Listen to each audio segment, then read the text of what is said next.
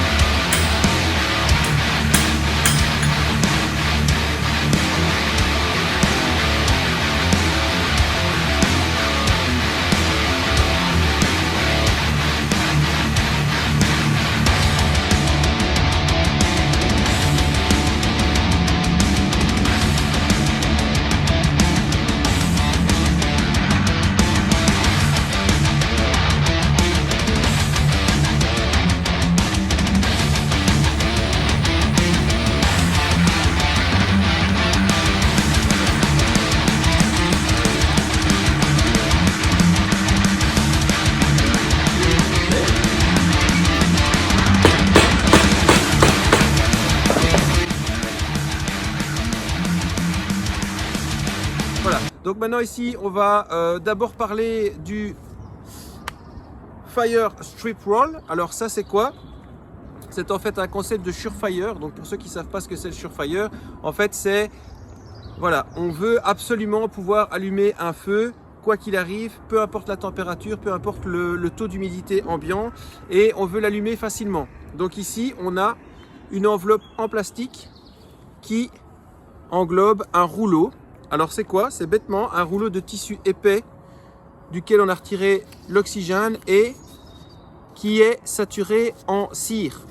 Voilà, on va voir tout à l'heure comment ça s'allume, que ce soit avec Fire Steel ou autre. Ça doit prendre tout de suite, ça doit brûler longtemps, ça doit brûler même quand il fait humide, voire éventuellement même peut-être sur de l'eau. Donc on va voir comment ça se débrouille. On peut couper des petits bouts qu'on peut mettre dans un EDC, dans un portefeuille, sur une casquette à scratch dans laquelle on peut mettre dans l'intérieur de la casquette. Donc ça passe vraiment partout. Dans une poche, ça prend rien comme place. Et c'est très facile à allumer. Voilà, donc très bon concept. C'est pas bon marché, je pense que c'est fait au Canada et c'est quand même pas toujours facile d'en trouver chez nous. Donc sur Amazon, parfois il y en a, parfois il n'y en a pas. Mais le concept est assez sympa, donc il faut bien sûr pas prendre tout ça. Si maintenant vous êtes dans le Yukon ou n'importe quoi, que vous tombez dans de l'eau glacée, ben vous pouvez complètement, entièrement vider le rouleau pour là, à ce moment-là, déjà avoir presque un feu rien qu'avec ça. Donc ça, c'est la première étape ici. On va voir maintenant comment est-ce qu'on peut l'utiliser. Le premier couteau que j'ai dessiné et que j'ai forgé donc chez Braqueforge avec son aide, je l'ai nommé le Student, hein, évidemment, puisque, bon, pas très original, mais c'est mon premier couteau forgé. Voilà, ici on est sur une longueur totale de 23 cm et demi. Je voulais expressément ne pas faire un couteau trop grand pour faire un couteau type camp bushcraft, donc pas trop survie, plus axé bushcraft avec une petite gueule tactique quand même. On a ici une longueur de lame qui est de 11,5 cm. On a une épaisseur de lame qui est de 5 mm et une hauteur de lame qui est de 3,5 cm. Alors au niveau de l'acier, on y reviendra plus tard, l'acier utilisé ici c'est du XC75, hein, donc XC75 pour nos amis français, qui est un acier qui est souvent utilisé dans la coutellerie pour les débutants parce qu'il est assez tolérant au niveau de certaines erreurs, mais qui reste un très bon acier pour la coutellerie en général. Donc ici, j'étais parti moi sur un couteau purement drop point avec un dessus de lame assez plat et en voyant le design des couteaux de notre ami Robin, il m'a permis de reprendre son idée ici, tactique, avec un contre-tranchant assez épais, très efficace pour une bonne pointe, pour une bonne pénétration, et c'est vrai qu'ici ça lui rajoute une petite gueule tactique. Alors j'ai choisi une finition brute de forge, c'est-à-dire que vous voyez qu'ici, une fois que le métal est sorti de ces derniers traitements, on a passé un coup de brosse de fer dessus et là, plus rien n'a été poncé pour lui donner une petite gueule rustique. Alors, j'ai bien sûr fait un jimping assez conséquent pour avoir vraiment une bonne prise en main. L'aiguisage ici, on est sur, on peut dire qu'on est quasi sur une émouture plate, hein, puisque on part quasi du brut de forge et hop, on descend avec un plat presque complet. Je dis presque complet parce qu'il y a légèrement, la lame est légèrement convexe sur la fin. Alors bien sûr, c'est full tank, type plate semelle. J'ai voulu volontairement faire un design de manche avec un talon dépassant et un passant pour la dragonne que je n'ai pas encore tressé mais qui sera tressé en paracorde avec triple tressage pour avoir plus ou moins 3 ou 4 mètres de paracorde avec pour pouvoir tendre éventuellement un tarp. Le manche en bois est un manche en genévrier qui a séché pendant 4-5 ans, donc qui est, voilà, il n'est pas stabilisé au niveau de l'humidité, mais c'est un bois qui ne bougera plus, en tout cas au niveau de sa vieillesse naturelle. Il a été saturé à l'huile de ricin, je pense. Et ici, chez moi, j'ai encore refait une saturation à l'huile d'olive. Les rivets ont été dessinés donc dans des rivets, des tigeettes en laiton. Et alors, le manche a été poli vraiment avec un grain ultra fin. Ici, on a un design de manche qui est vraiment très agréable en main. Alors, on n'a pas de finger choil, mais le design du manche nous permet de pouvoir tenir le couteau suffisamment près pour les coupes de précision. Ici, avec l'acier XC75 en général, quand il est bien trempé, on atteint une dureté aux alentours des 60-62 HRC, ce qui est quand même assez dur, hein. Et alors ici, ben vraiment, ce que je voulais, c'était le couteau de camp polyvalent type bushcraft. Donc maintenant on va voir ici si l'arête à 90 degrés, 90 degrés est bonne pour frapper le fire steel. On va voir s'il encaisse le bâtonnage et on va voir au niveau coupe de précision et compagnie ce qu'il a dans le ventre. C'est parti pour le student de Nick Wood Knife chez Brackforge, avec les conseils de Brackforge et avec la supervision de Brackforge. Alors avant ça, pourquoi de l'acier XC75? Donc comme je vous ai dit, c'est un acier qui a une plus grande tolérance pour les débutants. Quand on le travaille à la lime ou au Dremel, il est quand même assez facile à travailler, mais une fois qu'il est trempé, il est suffisamment dur pour faire un couteau de qualité. Alors on dit souvent que l'acier XC75 est plus bénéfique pour des couteaux de courte lame, c'est-à-dire que moi ici, comme j'ai une lame de 11,5, c'est parfait. Pourquoi XC75? Parce qu'il a 0,75% de carbone, mais pas que. Dans l'acier XC75, on a aussi du manganèse et du silicium.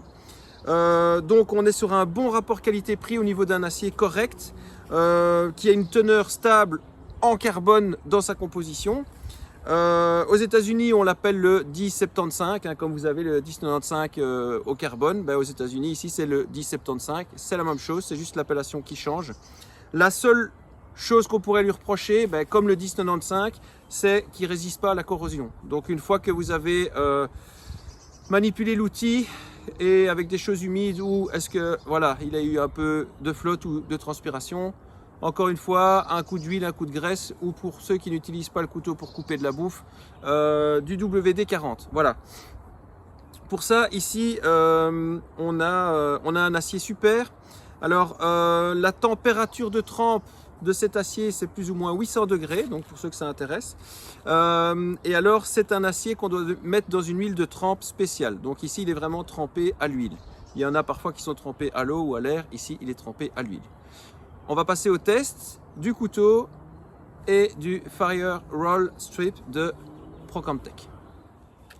Je vais sortir un petit bout que je vais déchirer. Et alors ici, le bout, je vais venir le fatiguer un peu pour commencer à lui dessiner, voilà, des petites lignes et commencer à venir un petit peu déchirer, ouvrir pour laisser vraiment les fibres du tissu gorgé de cire apparentes. Et une fois que j'ai fatigué, hop, et que j'ai ouvert, voilà, je vais venir tester mon couteau avec le Fire Steel et voir si ça prend. Hop, voilà.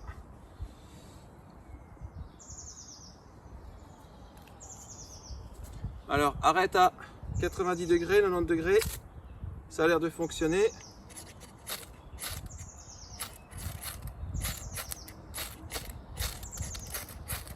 Voilà.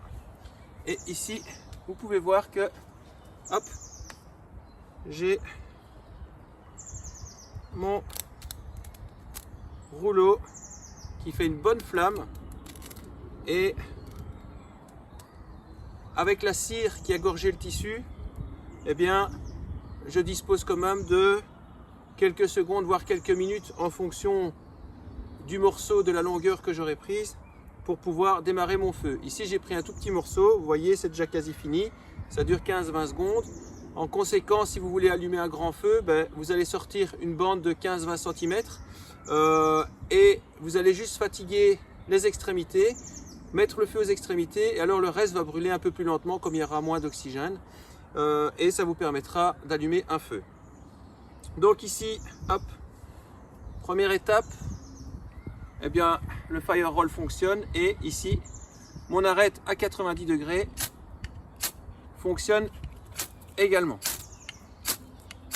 Voilà, donc super pour le couteau, l'arête est de qualité. On va maintenant passer au bâtonnage. Alors effectivement ici, comme je lui ai donné une gueule un peu tactique et qu'on a un contre-tranchant, forcément si vous bâtonnez trop sur le contre-tranchant, eh bien vous allez plus vite endommager votre massue. Pour le reste, au niveau de la fragilité de la lame, comme la pointe est épaisse, il n'y a aucune chance de casser cette lame. Ici, on est également sur du boulot sec. Voilà. Et on va voir si ça rentre.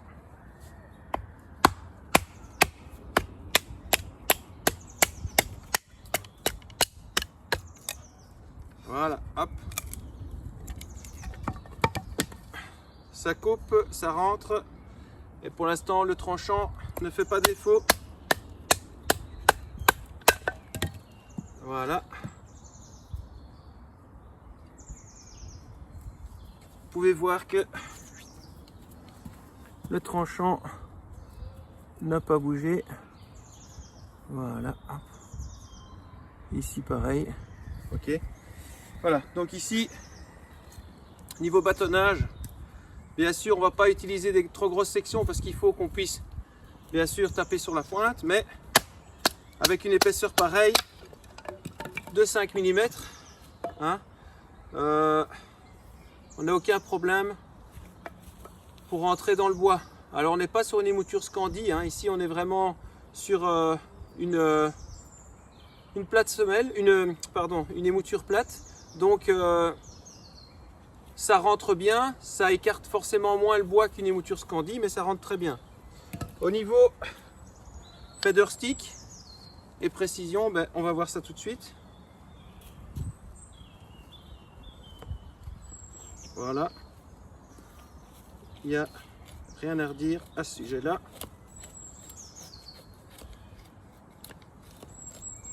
Alors ici, je suis sur un bois qui est un petit peu humide. Hop, on va en prendre un autre. Et comme ça, vous pouvez voir la précision de la découpe.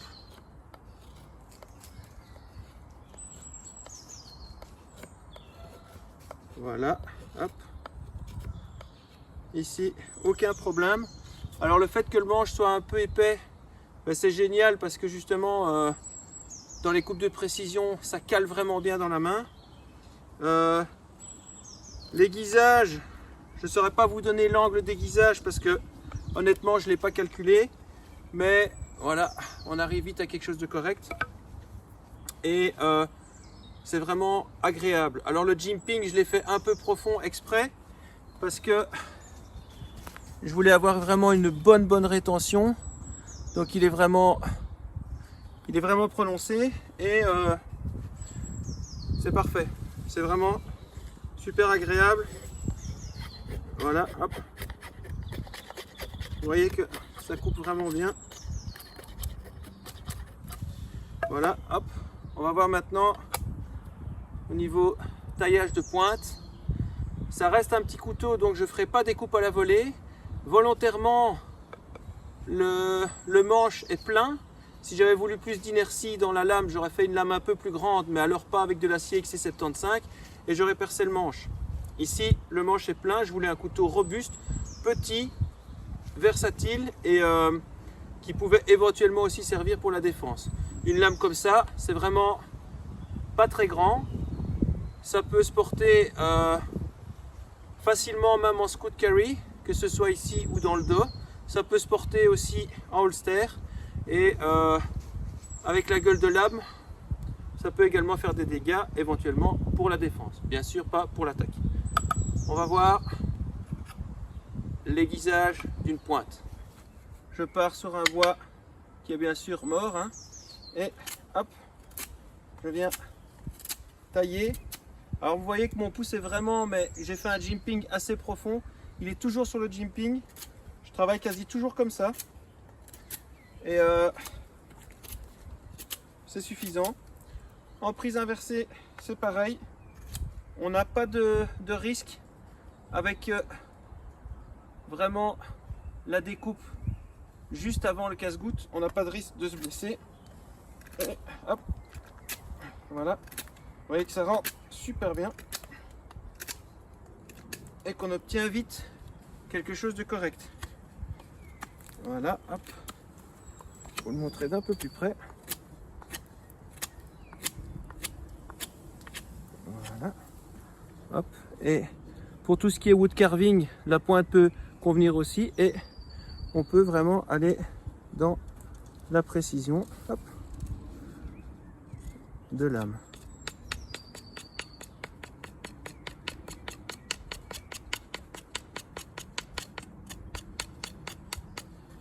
Voilà, ici, une petite pointe parfaite.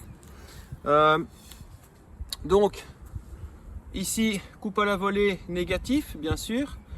On a le talon dépassant qui va nous permettre de pouvoir casser des vitres en mode survie, même si ça reste un outil pour la forêt. Éventuellement, si on l'a sur soi, en cas de problème, ça peut péter une vitre. On ne va pas endommager le manche en bois qui est suffisamment loin du métal. Ça peut vous permettre de casser éventuellement des fruits secs, des gueules, non je déconne.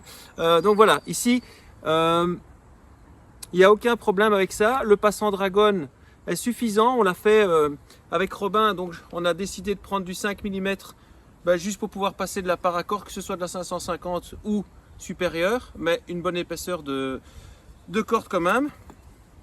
Donc voilà, ici je l'ai fait il n'y a pas très longtemps, donc je vais encore le tester, l'user et le réuser dans la forêt. Si jamais il me fait défaut, bien sûr, je ferai une vidéo sur le fait qu'il m'a fait défaut. Et sinon, je vous en parlerai dans une autre vidéo d'un autre couteau en disant que ça tient toujours le coup. Alors, pour information, Robin aussi, de Braqueforge, fait des ateliers de, je pense, une demi-journée pour tout ce qui est étui. Donc, on peut apprendre également à faire des étuis en cuir et des étuis Kydex. Donc ici, voilà, en règle générale, pour le bushcraft, comme vous avez vu dans ma vidéo, on fait toujours un peu des étuis en cuir, nature. Moi ici, j'hésite parce que comme j'ai quand même envie de me le trimballer partout avec et que le cuir n'aime pas l'humidité, je vais peut-être partir sur du Kydex. Je verrai bien, je vous tiendrai au courant, mais donc voilà, ça, c'était le student de Nick Woodknife en collaboration, enfin disons avec la supervision de Romain de chez Braqueforge. Super petit couteau, alors sans prétention aucune évidemment, c'est pas parce que c'est moi qui l'ai fait que c'est un super couteau, mais en tout cas voilà, on va dire que c'est vraiment grâce à l'aide de Braqueforge. Je suis content parce que c'est mon premier couteau que je forge moi-même au marteau, à l'enclume et avec les épaules. J'espère en faire d'autres, plein d'autres par la suite et d'autres modèles. Voilà, ici on va finir la vidéo par mes conclusions sur le couteau et sur le Surefire de chez Procamtech. Alors, mon avis sur le Fire Strip Roll de chez Procamtech, un avis positif, mais pas que, attention. Donc ici, vous voyez que vous avez, je sais plus combien de, ils disent 55 pieds de rouleau. Ça prend de la place si vous gardez le rouleau complet forcément. Sinon, c'est vrai qu'en mode survie, comme on perd de la dextérité, c'est très facile de tirer là-dessus pour le sortir. Vous voyez ici donc c'est vraiment un tissu qui est saturé en cire. Alors est-ce que ça fonctionne? Ça fonctionne bien, très bien même. Mais je trouve que par rapport à la fameuse boule d'ouate avec de la vaseline, ça fait pas le poids. Alors attention, entendons-nous bien, celui-là tient dans un portefeuille. La boule d'ouate remplie de vaseline, non. Donc pour un EDC, quand je partirai sur de l'ouate saturée de vaseline dans un petit ziploc, pour tout le reste, EDC urbain ou dans la voiture ou n'importe quoi pour toujours avoir un petit truc, je découperai une vingtaine de centimètres de ça que je plierai un peu en Z et que je mettrai dans mon portefeuille ou ailleurs. Voilà, alors il faut savoir que je ne sais plus vous dire exactement le prix, mais ça a un certain prix. C'est pas facile à trouver. L'ouate et la vaseline, on en trouve partout. Donc, à vous de voir. Ça fonctionne, mais c'est pas mieux que de la vaseline et de l'ouate. Différent. Ça, c'était pour le Roll Strip. Pour le couteau ici, c'est mon premier, donc forcément je suis très content de l'avoir fait. Il n'a pas encore fait ses erreurs de jeunesse puisque je le teste ici un peu avec vous. Si je dois déjà lui trouver des défauts, pas de fabrication mais de qualité, eh bien forcément j'ai pas mis de coating ici, donc comme il est sensible à la corrosion, après chaque utilisation dans les bois, je vais devoir le bichonner parce que sinon il va s'abîmer. Au niveau du bois, le bois n'est pas stabilisé, donc voilà, le bois reste un matériau relativement fragile, même si il est déjà mort et séché depuis longtemps. Ça aussi, il va falloir l'entretenir. Si jamais une fois je fais du bâtonnage, que je suis fatigué et que je tape sur la plaquette en bois, je pourrais éventuellement la casser, ce qui n'arrivera pas avec du micarta ou du G10. Voilà. Maintenant, il faut quand même dire qu'avec du bois, il a aussi une belle gueule. Au niveau de la taille, pour moi, elle est top. Au niveau de la prise en main, pour moi, elle est top. J'aurais éventuellement peut-être pu continuer un peu ici pour être sûr de ne pas glisser, mais voilà. Ici, comme je ne ferai pas de coupe à la volée avec, c'est pas dérangeant.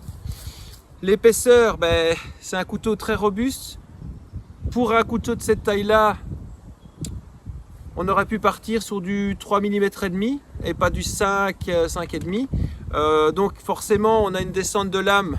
Je vais pas dire que c'est comme mon ami Tops Bob, hein, parce que celui-ci est mieux, mais on a forcément une descente de lame qui est assez impressionnante puisque on part quand même de 5 mm et 3 cm et demi après, on arrive à notre émouture plate. Voilà, ça m'a pas dérangé pour les coupes de précision, donc il est bien fini. Et voilà, je trouve qu'il a une belle gueule. Donc, si jamais ça vous intéresse, je vais vous mettre juste après ici vraiment les coordonnées de Robin. Centre de la Belgique, donc c'est accessible même pour nos amis français qui sont pas très loin de la Belgique. Pour tous nos amis belges, ben, le centre de la Belgique c'est accessible à tout le monde en, on va dire 1 heure, 1 heure et demie, 2 heures maximum de voiture, pour avoir un stage qui dure de 9 h à 17 h les 2 jours, avec une demi-heure de pause à midi. Sinon tout le reste, ça y va. On n'est pas là pour discuter et pour rien foutre. On travaille vraiment le couteau. Donc si ça vous intéresse, vous êtes à la bonne adresse. Voilà. C'était la review du Student de Nick Wood Knife et du Strip Roll. À bientôt les gars.